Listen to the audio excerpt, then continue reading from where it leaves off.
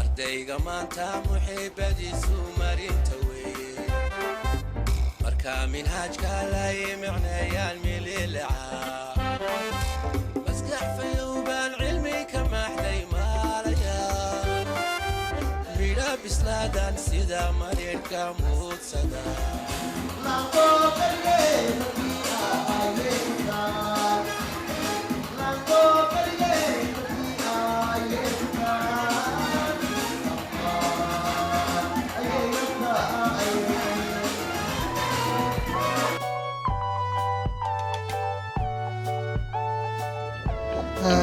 السلام عليكم ورحمة الله وبركاته.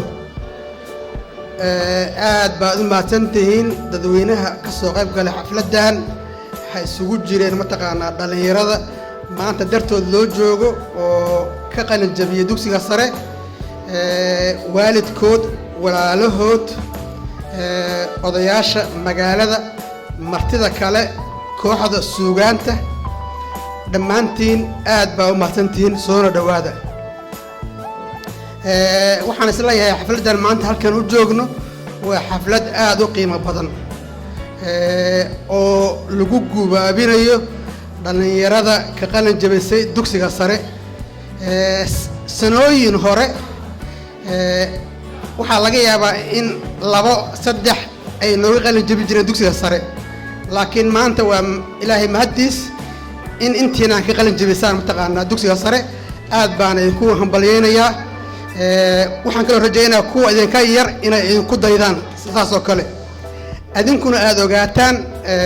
safarkiina hadda waa bilaaw macnihii qaybtii ugu adkeed aad gudubteen laakiin inaad kasii jaba gaartaan oo jaamacad iyo kasii saraba aad gaartaan ayaa idin rajaynayaa oo dadaalkiina aad sii laban laabtaan waxaan maleynayaa hadal badan meesha kama furna marka hambalyo adinka iyo waalidkiin waa idin hambalyeynaya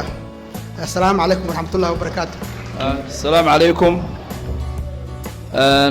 runtii maartay waan kaga mahad celinayaa casuumadan maartay aad igu casuunteen inaan xafladan maartay qiimaha leh aan ka soo qayb qaato waxaa sidoo kale maartay sharaf noo ah in sidoo kale shalay xaflad aad u qiimo badan ay nooga dhacday Galaxy Hotel haddana aan joogno hoolka weyn ee Sultan Ibnaasiyad aan markale nasiib u yeelanay inaan maartay aan xaflad halkaan maartay ama aan ardaydeena farxadda la wadaagno runtii sharaf ay noo tahay ninkii shalay jooga taas iyo ninkii tan joogayba labadaba sharaf ay u tahay marka runtii maartay sheeg waxaan filayaa maanta runtii sheeg waa hadal badan ma furna kaliya waxaan dhihi lahaa maartay sheeg oo aan haddii aan shalay iloobay dhalinyarada maartay sheeg runtii dugsiga sanadkan ka qalin jabisay oo aad ogtihiin in maartay dariiqooyin badan ay soo martay ama jaranjarooyin badan ay soo martay runtii aad ayaan ugu faraxsanahay aniga laftiga sanadkan waxaan ka mid ahay waalidiinta maartay loo qalin jabiyaan ka mid ahay marka maartay mas'uul ururna waa ahay marka runtii maartay sheeg dhinacyo badan aan ka socdaa macnaha markaas marka runtii sheeg hadalka inaan ku sii dheeraado ma rabo waxaan leeyahay hambalyo aan leeyahay cabdullaahi waa mahadsan tahay kulli wada salaamay waxaan ku salaamay assalaamu calaykum waraxmatullaahi wabarakaatu runtii sidii dad badan ay sheegeen sida hadaata uu sheegay macallin maxamed shalayna uu sheegay macallin saciid ma badnaan jirin inta arday oo qaadatay koofida sanadkan waxay aheeday record haddana waxayd hortaalo nolosha in qaangaarnimo ama vuxen livet run ahaantii vuxen livetna enkel maahin maadaama aan maarkino aniga aan galay aan waxbaan kaga taaban karaa haddaa guri qaadatid oo kelida ugu horeysa ay imaado oo aad koronto bixinaysid yani waa markaas marka oo maarkino yani problemka runta ah oo bilaabahaayo iyo aamin wax oo dhiba ilaa haddeertaani yani ma soo marina yani in yanformade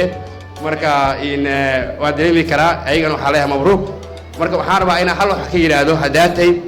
arrin farxad leh ayaa inta ka dhacday oo aheeday macalin Saciid iyo markino in Cabdulaahi Ambatayo iyo Umis inay dhaheen waxaan hadda kadib insha Allah wasa qaban doonaa barnaamijkaasi oo ardayda waa arrin aad u farxad leh ka urur ahaan iyo ka gudoomiyahan maadaama labada ururna xubin naga yihiin anakana waxaan aad ugu dadaali doonaa arrintaasi inaan qayb qaadano sanad ka socdana insha Allah hal meel lagu dhigo arrintaas waa maasantiin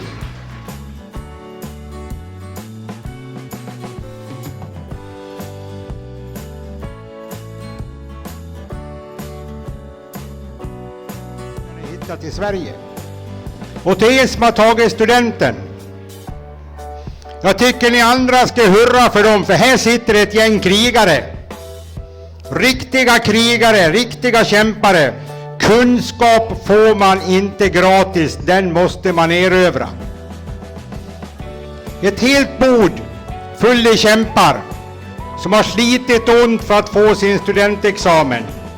Några av er har jag sett kämpa på sena kvällar mitt emot min expedition. Andra har säkert suttit någon annanstans för att klara av proven så att man blir godkänd student.